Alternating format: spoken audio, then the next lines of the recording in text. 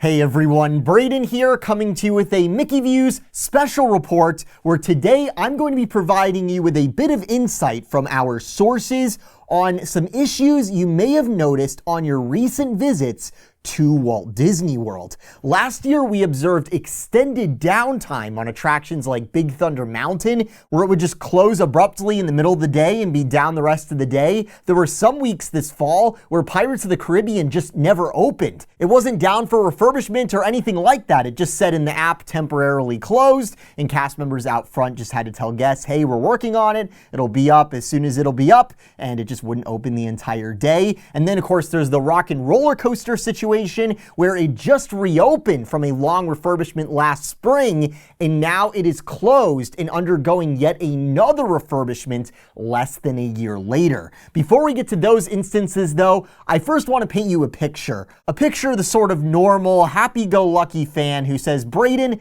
the reason you're upset Disney isn't building new stuff at Walt Disney World, it's because you go too often. For most people, we haven't seen Pandora yet. We haven't seen Galaxy's Edge yet. We haven't seen any of this. So you know what? Let's just go with that argument. So you hop on Disney's website. Let's plan a 1-week vacation for February here. It's the off season. It shouldn't be too bad. Okay, so let's do family of 4. Let's pick a room. Let's see what we got here. Ooh, we have a 20% off room discount for the Art of Animation. Let's see what we got here. Value Resort, by the way. It says Value Resort. Let's see what we got here.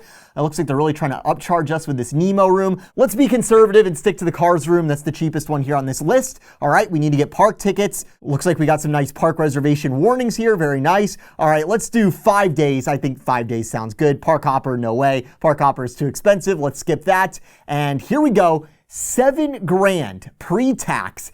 $8,000 with tax to go to Disney for 5 days and then spend 2 days at the resort hotel. So that family, they spend all that money, they head over to the Animal Kingdom to check out, in my opinion anyways, the best new addition that we've gotten in the past 10 years at Walt Disney World, that being Pandora, the World of Avatar. They head over to ride the featured e-ticket attraction in that land, the Flight of Passage. And as we've seen this month, the line on many days has been stretching all the way to Africa at certain points throughout the day. Well, I'm not one of those online haters, so there's nothing wrong with this. This is normal, 5-hour line. All right, so you get to the front, you know, the guy says, we're gonna fly. And then you put on your glasses, Disney magic's happening, you're teleported into Pandora, and it's blurry. Yep, that scene in the dark, it looks super wonky. Someone in your party is motion sick afterwards. You go online, you get off the ride and you go online, and it turns out that this is a daily complaint from guests to Disney and all over social media, where fans have been noticing since the Flight of Passage opened back in 2017, your chances of getting a blurry show have gone up and up and up over the years. This right here is why the day-to-day that I talk about, what the executives are doing, matters. It's not just the fact that they're failing to expand the parks, they're failing to expand capacity, they're failing to attract people with new things to do. It's not just because they're not announcing new things for me to talk about here on the channel. The Disney parks, they are a living experience. As Disney legend Marty Sklar said, every day is the only day many of our guests will ever visit one of our parks. And every day, Parks Chairman Josh D'Amaro, Walt Disney World President Jeff Volley, Park Operations, these Parks VPs,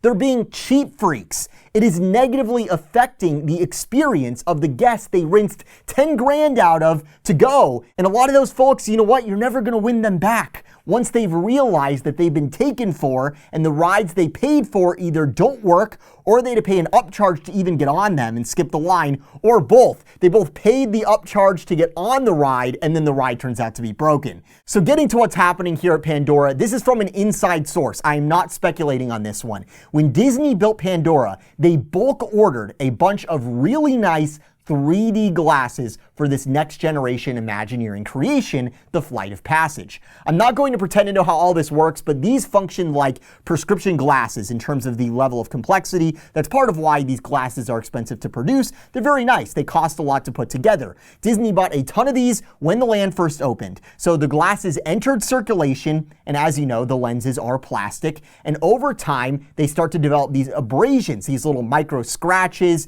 where it just starts to become hazy. And the good news is there's this big chunk of the glasses that are held in reserve. So they rotate glasses out of the reserve into the general population, take some of the damaged ones out. Well, fast forward 7 years later here, and I'm here to tell you the reserve of new condition glasses to replace the damaged ones on Flight of Passage, that reserve has been exhausted. I, for one, was always under the notion that the reason sometimes you get a blurry show on the Flight of Passage has something to do with there being 4 theaters. Perhaps 1 or 2 of them, the projectors are misaligned and they're just not maintained properly. According to our sources, actually, it's the glasses. Daily, those glasses accrue these abrasions and scratches where over time they're worn down, but now they are out of the replacements. There are no new glasses to add to the circulation to take out damaged ones. And part of the problem here is something that I can't blame on greedy Disney, and that is that some guests, a very small amount, but some guests have been stealing these nice glasses from the ride and brazenly listing them on eBay for $30 a pop. So between literal thieves and normal wear and tear, Disney's left giving out increasingly poorer condition glasses to people who are waiting hours and hours in line, paying hundreds of dollars to even be in the park, and they may have even paid extra just to ride the Flight of Passage. So you might be saying, Brayden, just buy more glasses. Why doesn't Disney just buy more? Well, see, the glasses are quite the expense. And when the executive bonuses at the parks are partially predicated on saving money at the parks and doing all these cost containment measures, and all the riches that we're bringing into the parks are going over to subsidize losses at the studios and streaming stuff that Iger is more concerned about, it probably wouldn't surprise you to know that Disney has been dragging their feet on ordering new glasses for this attraction. So much so that, I kid you not, park operations recently floated the idea to Imagineering of getting rid of the glasses altogether and making the show a 2D experience. To which the Imagineers broke the news to park operations that this sort of simulator ride, the way it works, if guests were looking at a 2-dimensional screen, people would be getting very sick during the attraction. It would not be pretty. So now you know the deal with the Flight of Passage. Complain to Disney. Pressure these cheap of the cheap executives like Jeff Volley to pay for new glasses. It's inexcusable. The amount of money that the guests bring into these parks and they can't even give you glasses that don't have scratches and little abrasions all over them, that is ridiculous. It makes me feel kind of silly sitting here video after video, sort of validating these executives, talking about, oh, they could give us expansions. If they can't even afford plastic 3D glasses to give to their guests that are spending 10 grand to be there,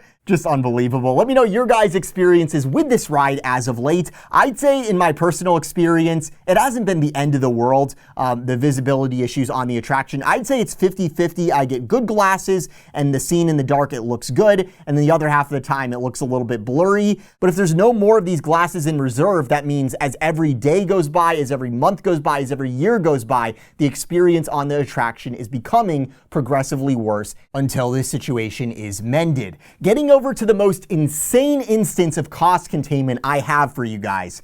Rock and Roller Coaster. This is nuts.